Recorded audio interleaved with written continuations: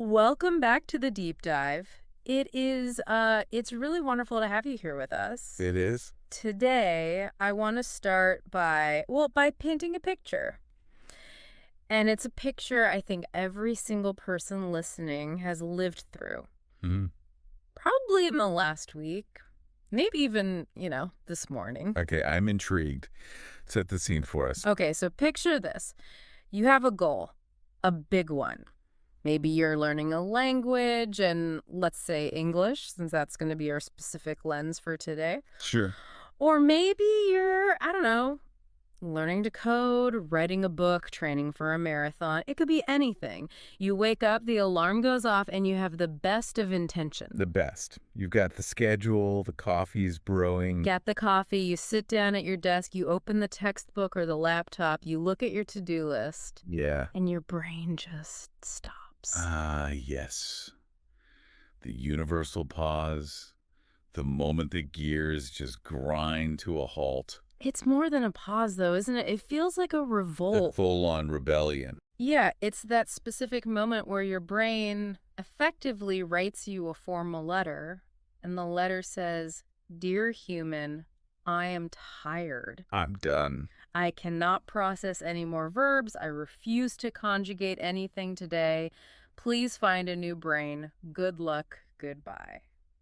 That is a painfully vivid way to put it. The brain resignation letter. Mhm. I think we have all received that letter in the mail at some point. Oh, absolutely. It's that feeling of just absolute cognitive refusal. My brain is on strike. It feels exactly like a resignation letter. And usually, when we get that letter, we panic. We think something is wrong with us. Right, I'm broken or I'm lazy. Exactly. But today we are going to explore what you should actually do when you get that letter. We are diving deep into the psychology of resilience, specifically through the lens of learning a difficult skill like English. But honestly, as I was reading through this material, I realized this applies to anything hard: relationships, career pivots, fitness. It's all the same mental mechanism. It really is. Yeah. The psychological infrastructure required to learn a language to a high level is, well, it's almost identical to the infrastructure you need for any long-term high-friction goal. High friction. That's a great term for it. It's all about managing energy and motivation over a very, very long timeline. And we have a fascinating source for this today. It's a transcript from the Speak English with Class YouTube channel, Right. specifically from their English Leap podcast. And the hosts are Anna and Jake. And what I love about this source, and why I really, really wanted to pull it apart today, is that it's doing two things at once. It's incredibly meta. It is. It's multi-layered, Yeah. almost like a lesson within a lesson. Totally. On one level, it's a language lesson. They are teaching B1 and B2 level English vocabulary about the concept of not giving up. So you're learning the words to describe the feeling of wanting to quit. Exactly. But on a deeper level, it's actually a psychological guide on not giving up. It's like therapy and vocabulary wrapped in one burrito. That's a great analogy.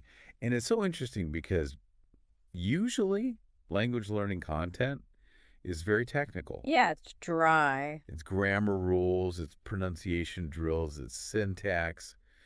But Anna and Jake are tackling the invisible barrier, the emotional one. Because, you can have the best textbook in the world, the best teacher. Right. But if your brain has sent you that resignation letter, that textbook is just a paperweight. It's useless. It's completely useless. So the mission for this deep dive is to really unpack the strategies for overcoming what they call the English meltdown. The English meltdown. I like that. It feels dramatic because it is dramatic. It is. And we want to analyze the nuanced difference between what we might call toxic hustle, that pressure to just grind until you break, and what I'm starting to think of as gentle perseverance. Gentle perseverance. I like that term a lot. It implies movement, but without the violence of forcing it. Exactly. It suggests sustainability. You can keep doing it without burning out.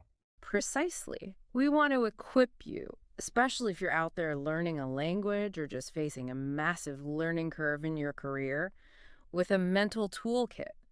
We want to help you keep moving when progress feels completely invisible. When you feel like you're just spinning your wheels. Yeah. So, let's get into it. Let's start with the core concept that Anna and Jake discuss right at the beginning. And it's a phrase we have all heard a million times. I mean, a million. Oh, for sure. It's on gym walls. It's on coffee mugs. It's probably tattooed on someone's bicep right now. I'm sure it is. The phrase is never give up. A classic. And usually when we hear never give up, we imagine a montage, right? The movie montage. Oh, yeah. Rocky running up the stairs. Exactly. Yeah. Someone running in the rain, drinking raw eggs, sweating, never sleeping. But our source actually critiques this phrase, right? Or at least they critique how we interpret it. Precisely. Mm? They argue that never give up has been hijacked by what we now call toxic productivity or, hustle culture. Right. That rise and grind mentality. The interpretation has become never rest, never cry, never have a bad day, work like a machine. If you stop for 24 hours, you are lazy. If you aren't suffering, you aren't trying. Which is exhausting just to hear. I mean, if never give up means I can never take a nap, I'm giving up immediately. Right now. Where do I sign the surrender papers? And that's the danger of it. If the standard is perfection and constant high-intensity motion, well, failure is inevitable. Of course. Because you are a biological organism, not an algorithm. Yeah. You need sleep. You have emotions. The source proposes a redefinition. They introduce this crucial distinction between perseverance and resilience versus this machine-like hustle. Okay, let's unpack that. Because to me, the word perseverance, it often sounds like just stubbornness, just, banging your head against the wall until the wall breaks. It's close to stubbornness, but there's a key difference in the time frame. They define perseverance as keeping going in the long term. And the key word there, the most important part, is long term. The long view. It acknowledges that in the short term, today, tomorrow, next Tuesday, you might feel tired. You might feel sad. You might not want to do it at all. So perseverance isn't about how you feel right now. It's not about this moment. No. It's about what you do over a year, over 5 years. Exactly. Perseverance isn't about speed. It's about the return. You keep returning to the task. You might step away for a day or a week. But you come back. You come back. It's the act of returning that defines it. So it's not about how fast you run the marathon. It's about the fact that you didn't leave the racetrack to go live in the woods. Exactly right. And then they pair this idea with resilience. And they use this very evocative metaphor here, which I think perfectly captures that gentle perseverance idea you mentioned. Okay. They talk about the tree in the wind. Oh, I love a good nature metaphor. Break it down for me. Okay, so think of a tree in a storm, a massive oak, or maybe a willow tree. When the wind blows hard, I mean really hard, 70, 80 miles an hour, what does the tree do? It moves, it sways, it leans with the wind. It bends. It has to bend. If a tree stayed perfectly rigid, if it refused to move a single inch, what would happen? It would snap. The wood would just shatter because the pressure's too high. Exactly. Rigidity is actually weakness in a storm. So resilience is the ability to bend. To bend. To rest, to cry, to feel terrible, to have a week where you accomplish absolutely nothing without breaking. Without breaking, meaning quitting entirely. Abandoning the goal. Right. The breaking point is abandoning the goal forever. The bending is just life. It's just being human. And they have this wonderful trash metaphor that Anna brings up. Ah, yes. The trash bin. She says, never give up simply means you don't throw your dream in the trash just because one week was hard. That is surprisingly profound for such a simple image. I think we tend to be such all or nothing thinkers, especially with self-improvement. Oh, it's catastrophic thinking. Totally. It's like, oh, I missed my Spanish lesson on Tuesday and I didn't review my flashcards on Wednesday. Well, clearly I lack the fundamental discipline to be bilingual, so I might as well throw the whole dream in the garbage and watch reality TV for the rest of my life. It's a cognitive distortion. It's called dichotomous thinking or black and white thinking. Hmm. We equate a pause with a stop. We think if the car stops at a red light, the journey is over. Yeah, that's a great way to put it. But the source is saying, no, you can put the dream on the shelf. You can put it in the drawer. You can put it under the bed for a while. Just don't put it in the trash bin. That is the only rule of resilience. Don't take it out to the curb. I really, really like that. It lowers the stakes so much. You're allowed to have a bad week. You're allowed to watch silly videos instead of studying. As long as the project is still in the house, you're still in the game. Exactly. It removes the guilt. And guilt is a terrible fuel for learning. Oh, it's the worst. Guilt burns dirty. It just exhausts you and leaves you feeling worse than when you started. Which brings us to the why. Why do we want to quit in the first place? Why do we get that powerful urge to throw the dream in the trash? Because it feels very real in the moment. It feels like a logical decision. And the source is very empathetic about this. Hmm? They argue that it isn't usually about weakness or some lack of character. We have this internal narrative that says, I want to quit, therefore I am weak, or I am lazy, or I am dumb. The self-judgment kicks in hard. Immediately. Yeah. But Anna and Jake argue that it's usually just that life is heavy. Life is heavy. That resonates. It's not just the English learning, it's the English learning plus everything else you're carrying. They introduce an archetype here to illustrate this, a character named Sarah. Right, Sarah. I feel like we all know a Sarah. Or, honestly, at some point in the week, we are Sarah. I think we're all Sarah by about Thursday afternoons. Let's look at Sarah's reality. She works in a shop all day, On her feet. standing on her feet, dealing with customers, fake smiling, carrying boxes, Yeah. physically draining work. She comes home, but her shift isn't over. She cooks for her family, manages the household, maybe helps kids with homework. Finally, late at night, the house is quiet. She sits down to study English. This is the moment. This is the me time, the time for self-improvement, the thing she's been looking forward to. But her eyes are closing. She's reading the same sentence 3 times, and it's not sticking. The words are just blurring on the page. And her internal monologue starts up. That little voice. The bully. The bully in her head. She thinks, I'm lazy because I can't focus. If I really wanted this, I would be energized. If I was smart, this would be easy. But the reality is, her body is done. Her cognitive load is maxed out. Decision fatigue has set in from her entire day. It's not a lack of passion, it's a physiological limit. Her battery is at 1%. It's so important to distinguish between I don't care and I'm exhausted. Yes. Because the cure for I don't care is motivation. The cure for I am exhausted is sleep. Precisely. And if you try to treat exhaustion with motivation, yelling at yourself to work harder, you just burn out faster. Right. You push the tree until it snaps. The source gives us some specific vocabulary to talk about these down moments. And I think naming them, actually just putting a word to the feeling, is part of the cure. Absolutely. In psychology, we call this emotional granularity.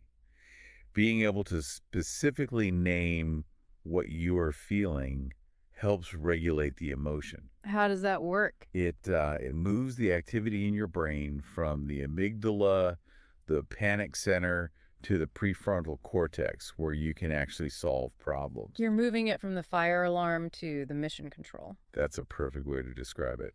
And Anna and Jake distinguish between two very important concepts: obstacles and setbacks. Okay, let's do a quick vocab check here because I think I probably use those interchangeably. What's the difference in this context? An obstacle is a block in the road. It's usually external. It's the stuff life throws at you.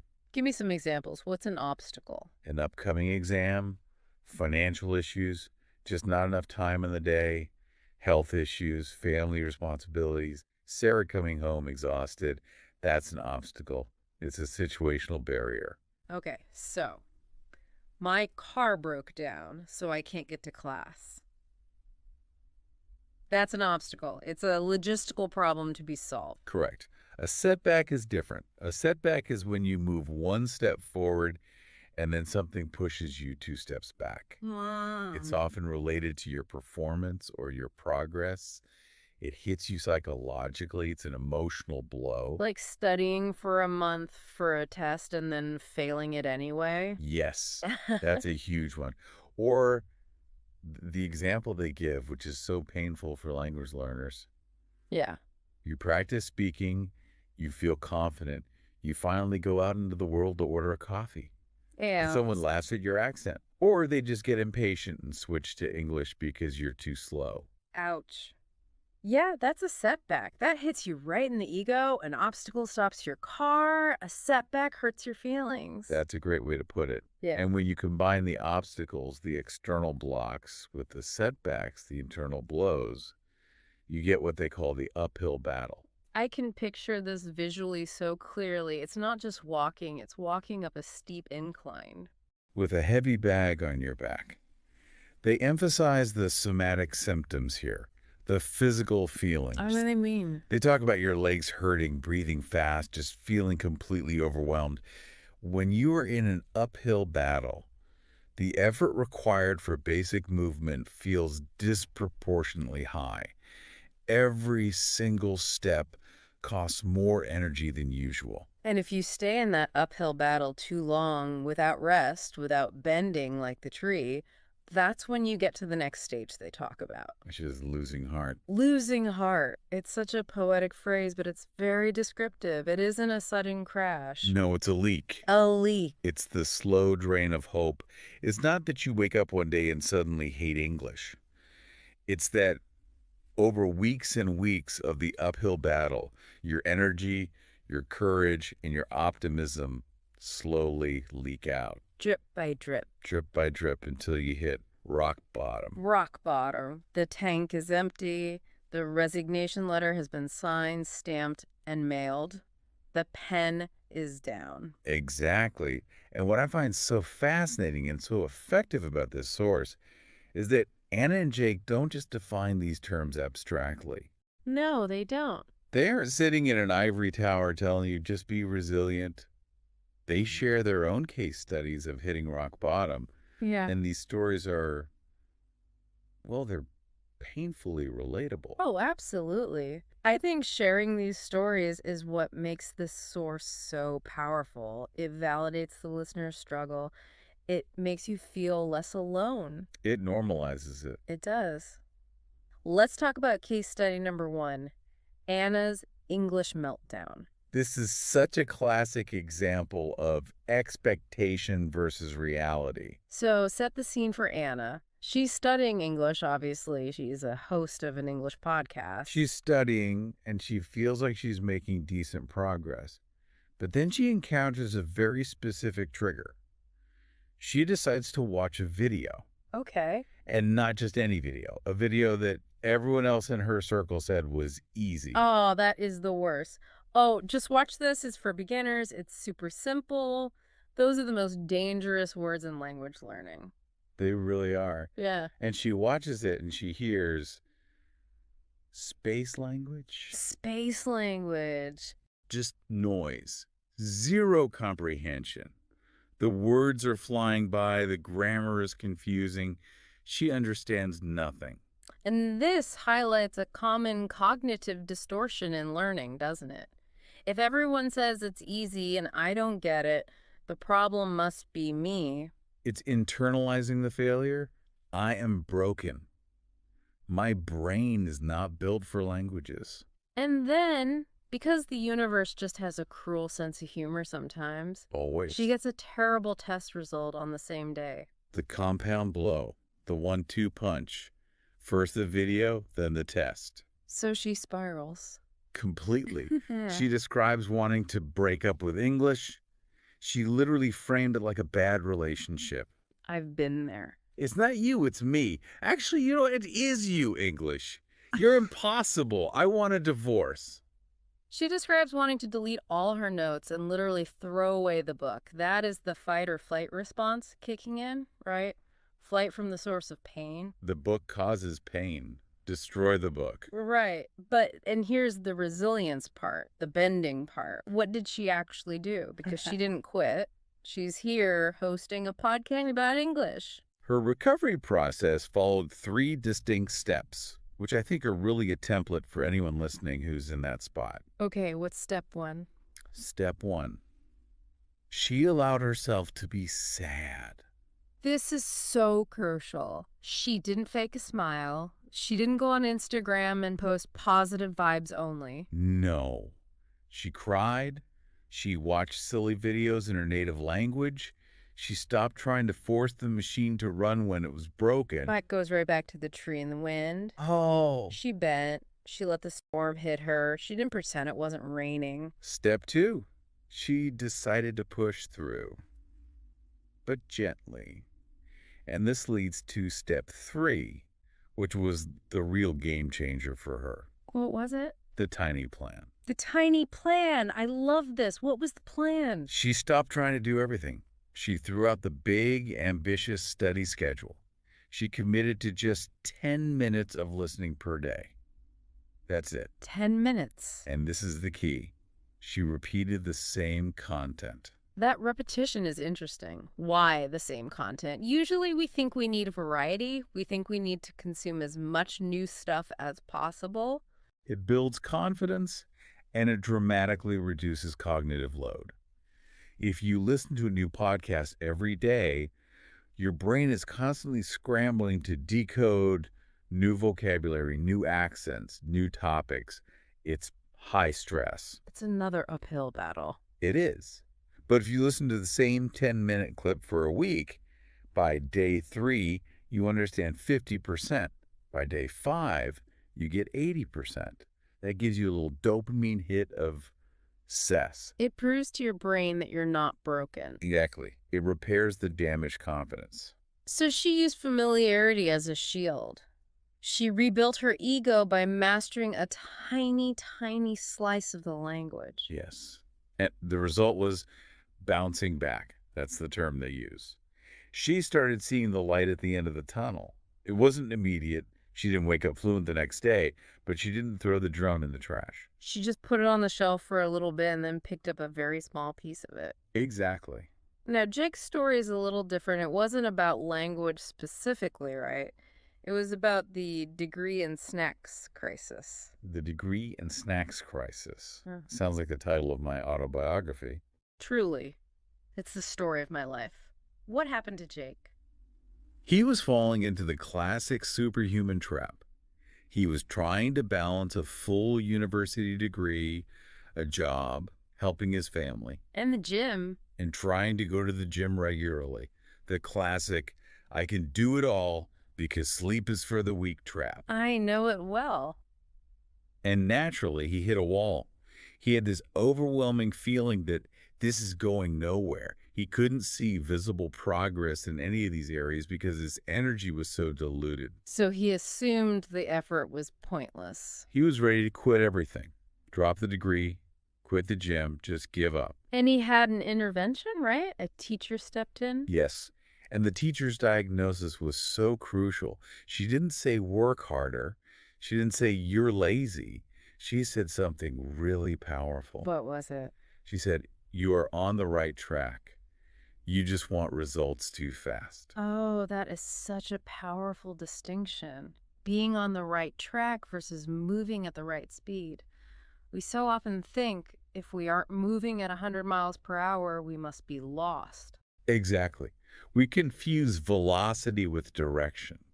You can be moving very slowly, crawling even, But if you are crawling north and north is your destination, you are winning. You're still making progress. The teacher introduced the concept of staying the course, keeping on the path even when it is boring, even when the scenery isn't changing. And Jake has a very unique adaptation of the famous quote, "When the going gets tough, the tough get going." Yes, it's my favorite part of the whole source. Jake's version is, when the going gets tough, I get snacks. Which, honestly, the Mhm. most relatable thing I've ever heard. It's funny, but there's a deeper wisdom in his humor. It represents a compromise. Hmm. He didn't try to become some stoic warrior who eats gravel and wakes up at 4 a.m. He met himself where he was. He realized he needed comfort, so he made a deal with his own brain. He allowed himself the comfort, the snacks, plus 10 minutes of focus. He bribed himself. Okay, brain, I will give you a cookie if you give me just 10 minutes of reading. That is a valid negotiation tactic with yourself. It's operant conditioning, It is. and it works. He associated the hard task with a positive reward, which made it easier to start. So we have these stories of recovery. We see that even the experts, the people teaching the language, have wanted to quit. But let's get really practical. The source lays out a toolkit, 3 specific strategies to keep going when you are in that dark place. Let's look at strategy number 1. Make the battle smaller. This is all about addressing that feeling of overwhelm. When we look at a big goal like learn English or clean the house, we are looking at the whole mountain. Right. We see the summit, the cliffs, the long distance, the cold weather. And the amygdala, the fear center of the brain, it just freezes. It says, that is dangerous. That uses way too much energy. I can't climb that today. Let's nap instead. It's too big. The brain assesses the energy cost and just rejects the invoice. Exactly. So the solution is to trick the brain by shrinking the scope. Don't look at the mountain. Look at your boots. Focus on the next step. Focus on one table. Yeah. One corner. One drawer.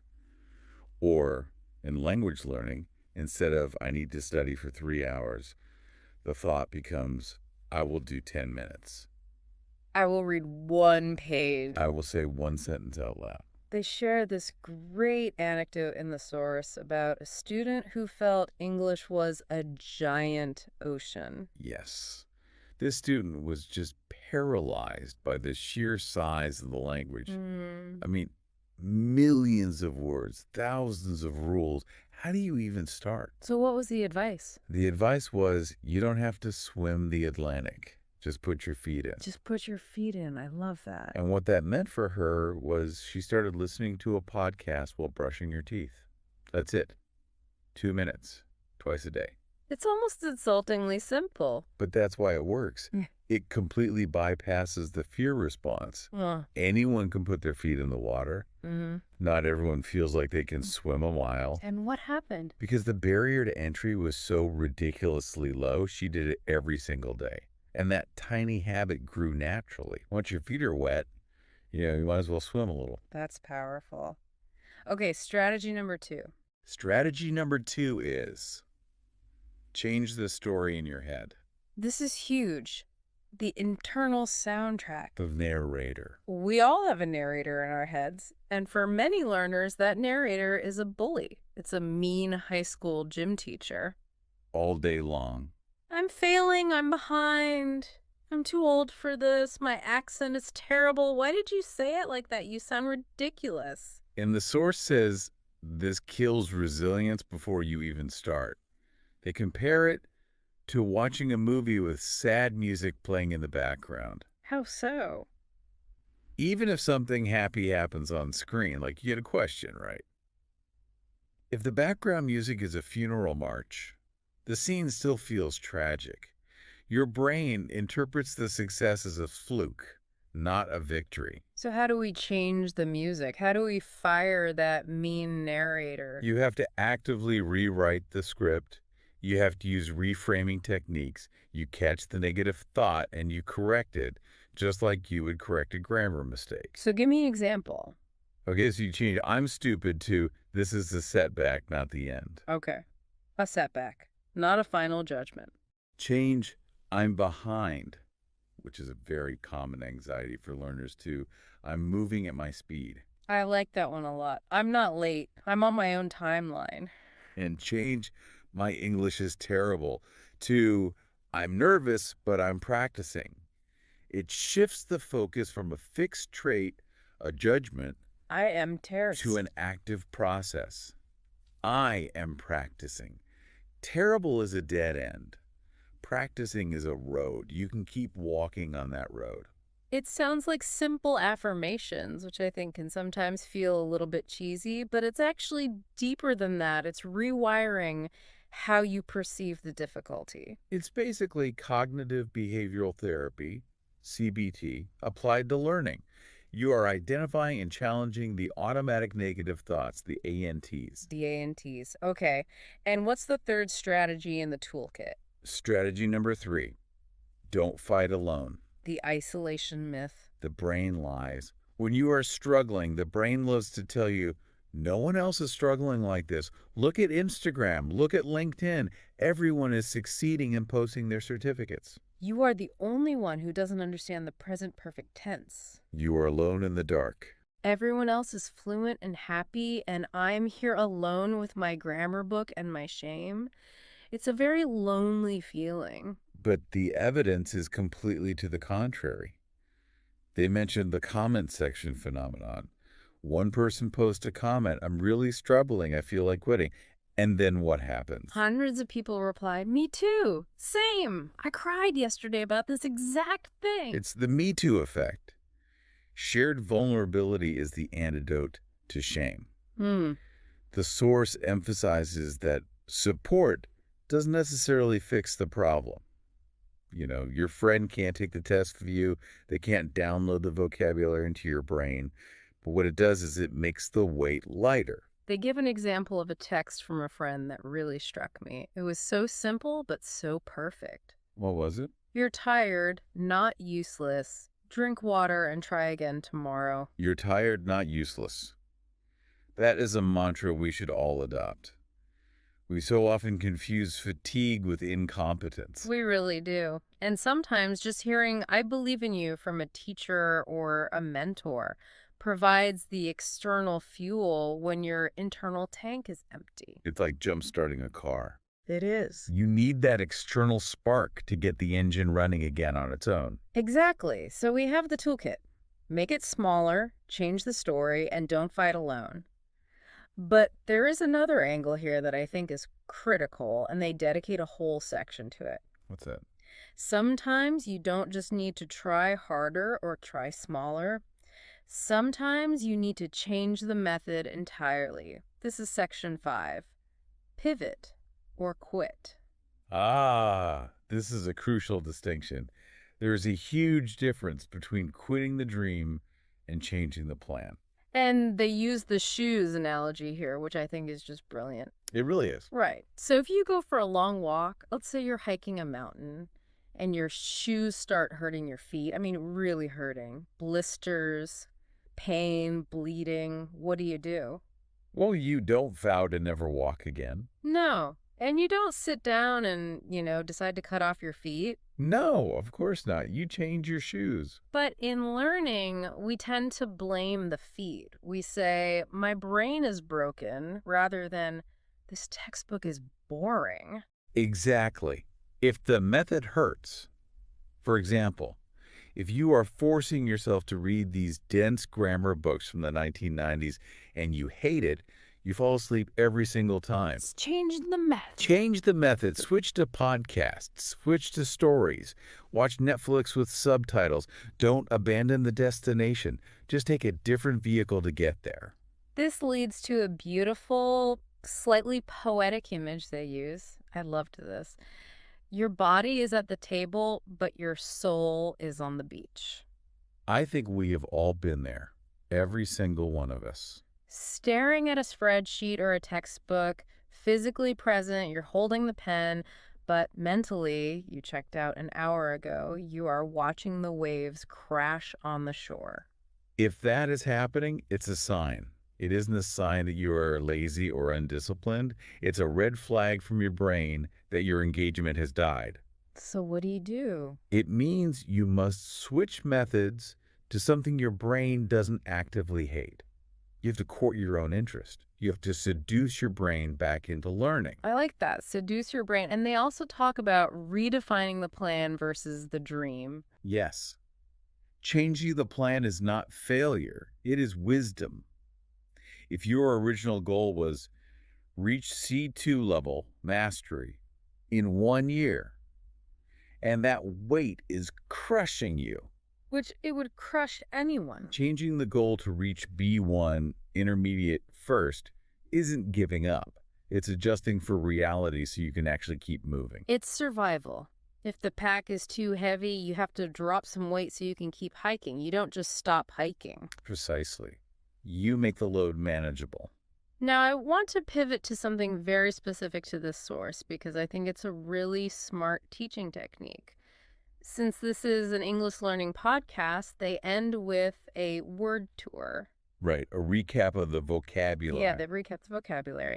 But for our deep dive, I don't want to just list the words. I want to analyze why they chose these specific words, this resilience lexicon. That's a great idea because we know that language shapes thought. It's the old Sapir-Whorf hypothesis. By giving learners specific names for these feelings, they are giving them tools to manage them. If you can name the demon, you can control it. That's the idea. So let's run through them. We've already talked about perseverance and resilience. That's the foundation. Then we have uphill battle. That one validates the difficulty. It acknowledges the effort is real. It says, you aren't weak. The hill is steep. Right. Then there's lose heart. This one is so important. It connects the emotional state directly to the motivation. It's not just losing energy or losing focus. It's losing heart. It's deeper. It feels like grief. It validates the sadness of failure. Okay, what about hit rock bottom? This frames the crisis as a distinct location. I am at rock bottom. And if it's a location, it's not a permanent state of being. Oh, that's good. You are at rock bottom. You are not made of rock bottom. And if it's a place, you can leave it. You can walk out of it. And how do you walk out? You bounce back. What is the physics of that word? Bounce. Yeah. It implies that the fall itself provides the energy for the rise. You hit the bottom and the impact sends you back up. It reframes the crash as the catalyst for the recovery. Exactly. The lowest point becomes a springboard. I love that. And then there's push through. This is for the active moments. It's Oh, dynamic. It's the friction of moving against resistance.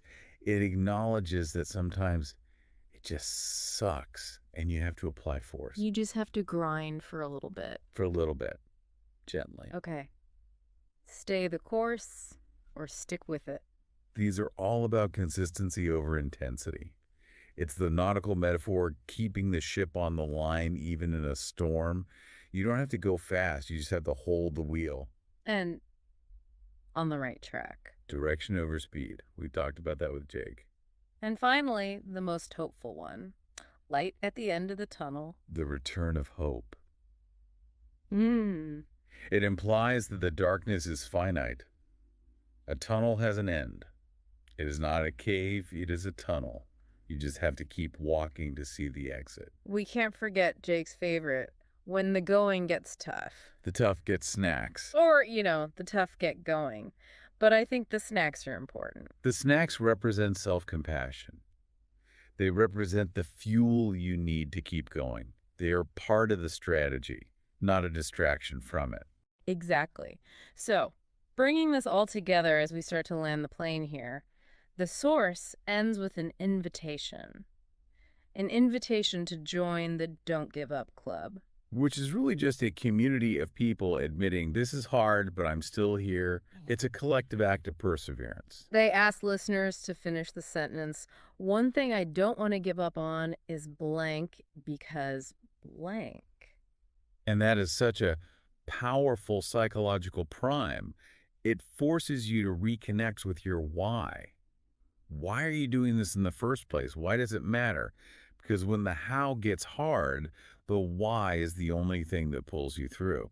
And the final takeaway from Anna and Jake is really the core philosophy of this whole discussion. It's the thesis statement. It is this: you are allowed to rest.